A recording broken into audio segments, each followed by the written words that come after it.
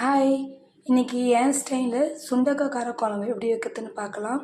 தேவையான அளவு எண்ணெய் நல்லா காஞ்சி வந்தோடனே கொஞ்சோண்டு வெந்தயம் சேர்த்துக்கலாம். வெந்தயம் லேசாக பொரிஞ்சோடனே பூண்டு கருவேப்பிலை சேர்த்துக்கலாம். பூண்டு கருவேப்பிலை சேர்த்துட்டோம். இது பொரிஞ்சோடனே வெங்காயம் சேர்த்துக்கலாம். நான் இன்றைக்கி பெரிய வெங்காயம் எடுத்துருக்கேன், ஆனால் சின்ன வெங்காயம் சேர்த்தா ரொம்ப டேஸ்டியாக இருக்கும். சின்ன வெங்காயம் வேணால் நீங்கள் சேர்த்துக்கலாம்.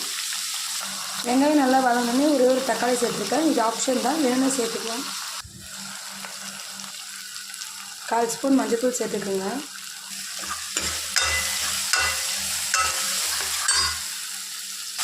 நான் சுண்டைக்காவை இடித்து கழுவி வச்சுருக்கேன், அதை சேர்த்துக்கலாம்.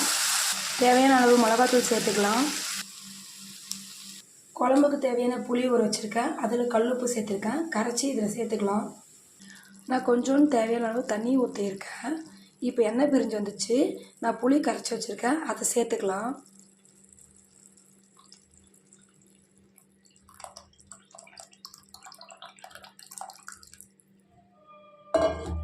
கொதிச்சு வரட்டும்.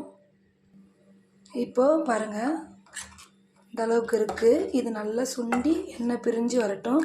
நம்மளோட அருமையான சுண்டக்காய் காரக்குழம்பு ரெடி. நீங்களும் ட்ரை பண்ணி பாருங்கள். பிடிச்சிருந்தா என்னோடய யூடியூப் சேனலுக்கு லைக் அண்ட் ஷேர் பண்ணுங்கள், சப்ஸ்கிரைப் பண்ணுங்கள். தேங்க்யூ.